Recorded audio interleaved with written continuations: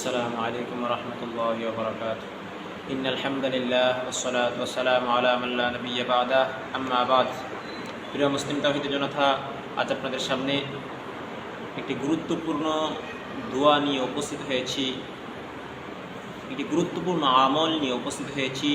যে আমলটি নিয়মিত ওযুর করে যদি কেউ করে তাহলে তার জন্য জান্নাতের 8টি দরওয়াজা খুলে দেওয়া হবে। আপনারা অনেকেই শুনে থাকবেন হযরত ইমাম নববী রাহমাতুল্লাহি আলাইহির একটি প্রসিদ্ধ কিতাব হলো কিতাবুল আযকার লিল ইমাম নববী রাহমাতুল্লাহি আলাইহি। এই কিতাবের মধ্যে ইমাম নববী রাহমাতুল্লাহি আলাইহি সহিহ মুসলিমের রেফারেন্সে হযরত উমর ইবনুল খাত্তাব রাদিয়াল্লাহু তাআলা থেকে হাদিস এনেছেন।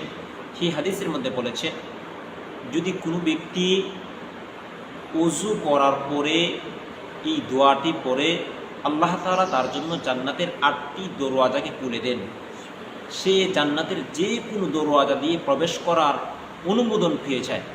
সুবহানাল্লাহ। তো আমরা একটু হাদিসটিও শুনি।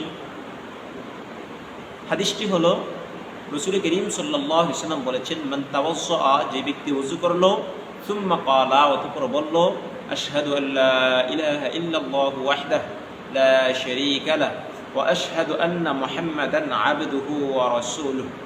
আমরা এটাকে কালিমায়ে শাহাদাত হিসেবে জানি।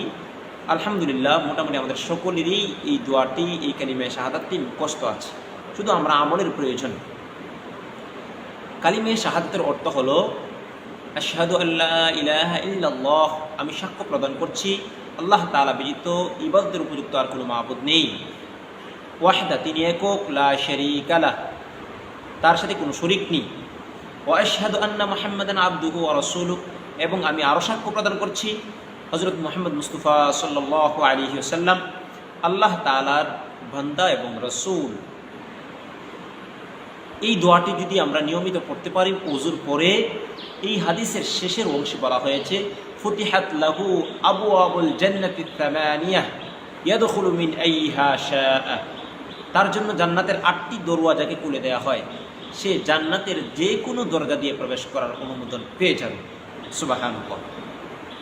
তো এই দোয়ার সাথে সাথে, এই কালিমায়ে শাহাদাতের সাথে সাথে ওযুর পরে তিরমিজির মধ্যে আরেকটু দোয়ার সংযোজনের কথাও আছে, সেটাও আমরা পড়ার চেষ্টা করব ইনশাআল্লাহ। সেই দোয়াটি হলো, আল্লাহুম্মা জাআলনি মিনাত তাওয়াবিন ওয়া জাআলনি মিনাল মুতাতাহহিরিন। আবারও বলছি দোয়াটি, আল্লাহুম্মা জাআলনি মিনাত তাওয়াবিন ওয়া জাআলনি মিনাল মুতাতাহহিরিন। অর্থ হলো, হে আল্লাহ, আপনি আমাকে তওবাকারীদের অন্তর্ভুক্ত করুন এবং আপনি আমাকে পবিত্রতা অর্জনকারীদের অন্তর্ভুক্ত করুন। এই হলো এই ছোট্ট দোয়াটির অর্থ। তো চাহে আমরা ইনশাআল্লাহ এই দোয়াটি নিয়মিত যদি পড়তে পারি, আমাদের জান্নাতের পথ সুগম হয়ে যাবে। আল্লাহ তাআলা আমাদেরকে নিয়মিত ওযুর পরে এই দোয়াটি পড়ার তৌফিক দান করুন। ওয়া আখির দাওয়াকুম আলহামদুলিল্লাহি রাব্বিল আলামিন।